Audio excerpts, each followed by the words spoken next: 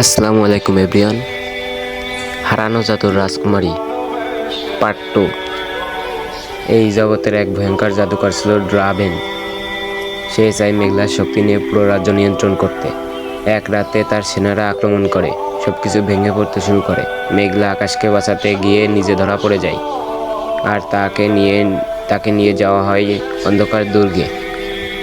মেঘলা বন্দী হওয়ার সময় তার শক্তির একটি অংশ আকাশের মধ্যে প্রবেশ করে।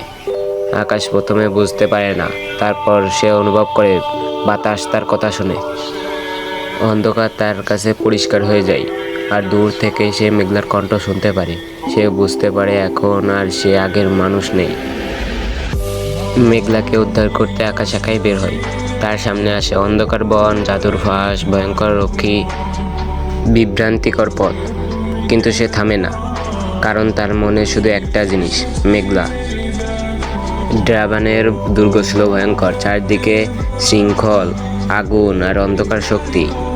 মেঘলা সেখানে বন্দী, দুর্বল হয়ে যাচ্ছে। ড্রাগন তার শক্তি শোষণ করছে। মেঘলা কাঁদছে, কিন্তু আকাশের নাম নিচ্ছে বারবার। আকাশ দুর্গে ঢুকে পড়ে। ড্রাগন হাসে, একজন মানুষ আমাকে হারাবে। আকাশ শান্তভাবে বলে, ভালোবাসা কোনো সীমা মানে না। ভয়ঙ্কর যুদ্ধ শুরু হয়। এই যুদ্ধ অনেকক্ষণ ধরে চলতে থাকে।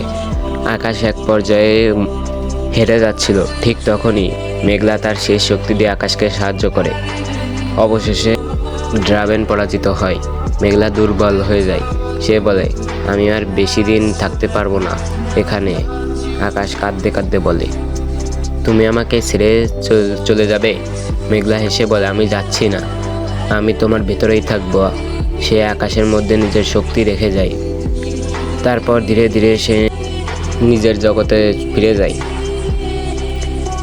আকাশ পৃথিবীতে ফিরে আসে। বন্ধুরা তাকে খুঁজে পায়। কেউ বিশ্বাস করে না সে কোথায় ছিল, কিন্তু আকাশ জানে মেঘলা হারিয়ে যায়নি। রাতে আকাশ আকাশের দিকে তাকায়, আর বাতাসে ভেসে আসে একটা কণ্ঠ, আকাশ। সে হাসে, কারণ সে জানে এই গল্প শেষ না, শুধু অপেক্ষা শুরু হয়েছে। আসসালামু আলাইকুম এভরিওয়ান।